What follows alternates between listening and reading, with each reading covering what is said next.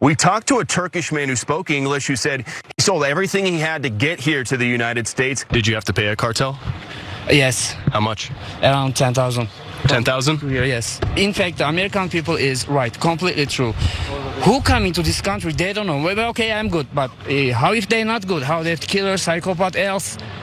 No guarantee of that. Why? Like no security, no security check, no background check. Yesterday, a Turkish immigrant who entered the country illegally told Fox News that he was concerned about people entering the country illegally. That, of course, raises one important question.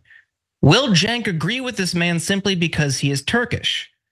We'll get to that later, but in all seriousness, the New York Times did interesting reporting yesterday when they spoke to immigrants at Trump's rally in the Bronx. And they had similar reservations about people entering the country illegally. Here are some examples. I understand this country is built up of immigrants, said Indiana Mitchell, 47, who said she was from the Dominican Republic. But I came to this country in the right way. I didn't come in through the backyard, I came in through the front door. Rafael Brito, a Queens resident who said he had come to the United States from the Dominican Republic, said he thought the migrant crisis had exacerbated crime. It made it more difficult for his neighbors to get services they needed. The whole neighborhood has changed, Brito, 51, said. And here's what Trump said about immigration at that rally. Take a look. When I take office, we are going to restore public safety and the rule of law in New York City. That starts with stopping the pouring into our country of millions and millions of illegal immigrants, which are causing a new category of violence called the migrant crime. Large numbers of people are coming in from China. And if you look at these people, did you see them?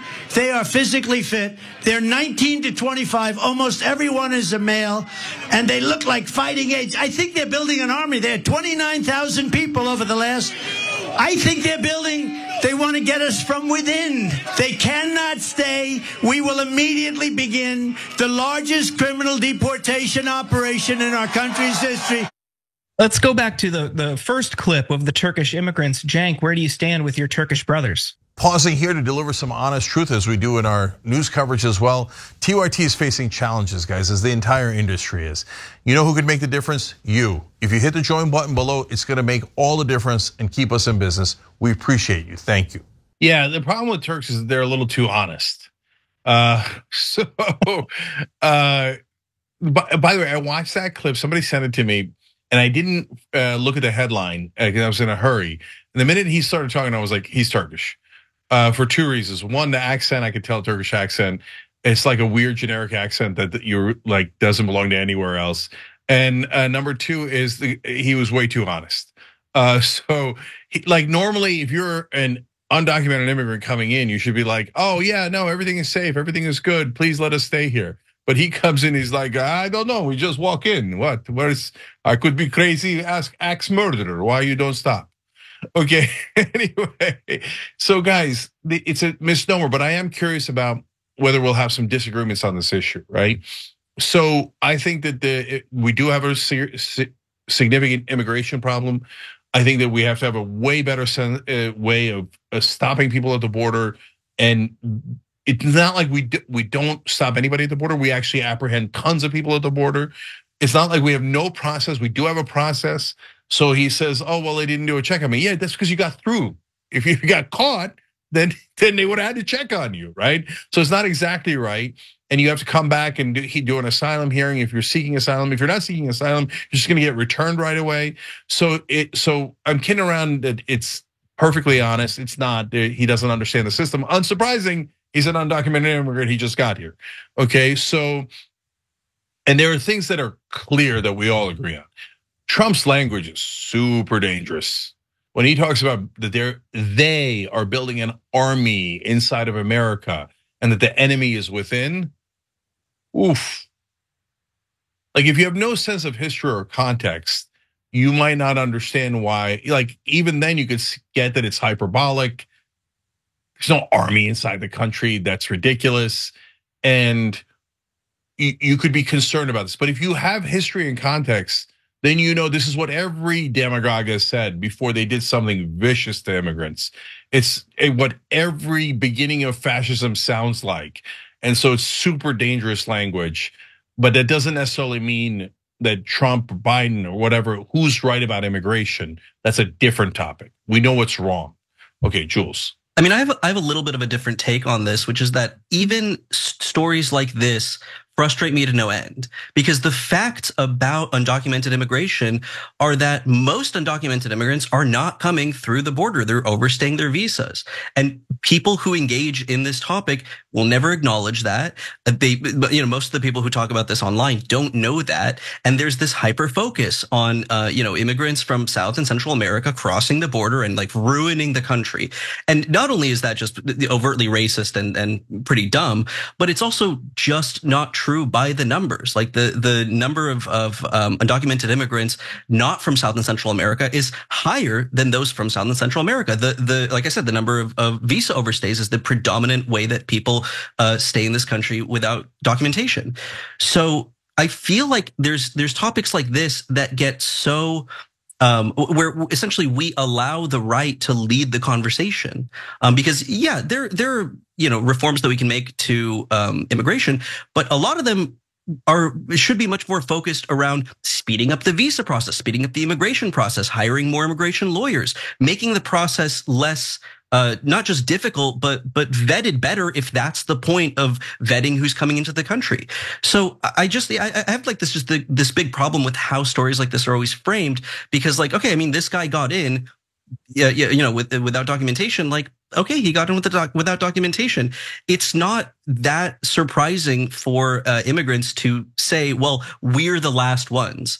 Like, I myself am a immigrant. I was born in Ukraine and my family immigrated here in the 90s. We came as refugees, and even members of my family who are pretty conservative will say like, well, yeah, we came this way. We came through this chain migration through one family member, but nobody else should be allowed to do that. And it's such a bizarre perspective, but it's such a common perspective. It's like, I got mine, screw you, you're not going to get yours. The whole way that we talk about this, the whole way that we address this is frustrating. And like, personally, I see this happen in my family, in my life, and it's kind of embarrassing and frustrating to see. So I'm glad you brought that up, Jules, because I know someone who works at USCIS and oversees legal review on chain migration and the applications and the paperwork behind that. And that department, from what I understand, is largely staffed by immigrants because they have a good understanding of the system. And there will be people in there, this person told me, who will see an application, know it's valid, and seek to deny it anyway with that same mindset. Well, I came in the right way. It's like, no, they're doing it. They're trying to do it the right way.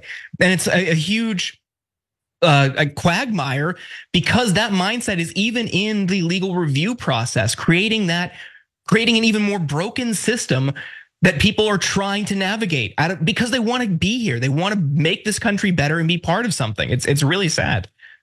Yeah, so I have the same experience. So let me double down on a couple of things. One, my uncle got us all into the country. He was a doctor, and we owe him everything. But he voted for Trump in 2016 because even though he knew that Trump was trying to ban Muslims from the country, and he was a Muslim immigrant to the country.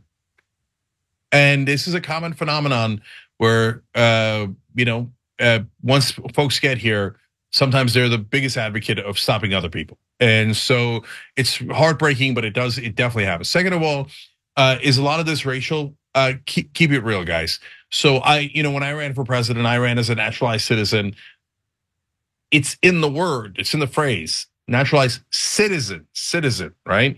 And the number one response I got from the right wing was, you don't belong here, get out of the country. Wait a minute, I did it the right way. I came in through the front door, we applied, legal immigrant, and said, I don't care, you're not even a citizen. You're a Turk, you're not a citizen, all right? Like, so come on, you're really worried about economy? You're worried about jobs? We have record low unemployment. Keep it real. Okay, now having said that, it doesn't mean you let everybody in. It doesn't mean that you don't have a right process. It doesn't mean that you can't have a rational debate about what the numbers should be, okay? But demagoguing is definitely not the way to go. We got an amazing bonus episode for you guys. So number one, have some politicians done AI or photoshopping? What are you looking at me for? Oh, we'll talk about it in the post game, okay, in the bonus episode for the members. So we got some hilarious pictures of me and others on the show that we want to show you. We got a couple of clowns for you guys always, right? And I'm going to tell you why I think Tom Cotton or Nikki Haley might be the best pick for Trump for progressives. Super weird, but there's a really good reason. tyt.com/team to join up, or hit the join button below, and we'll see you there. Thanks for watching The Young Turks. Really appreciate it. Another way to show support is through YouTube memberships. You'll get to interact with us more. There's live chat emojis, badges. You've got emojis of me, Anna, John, JR. So those are super fun. But you also get playback of our exclusive member-only shows and specials right after they air. So all of that, all you gotta do is click that join button right underneath the video. Thank you.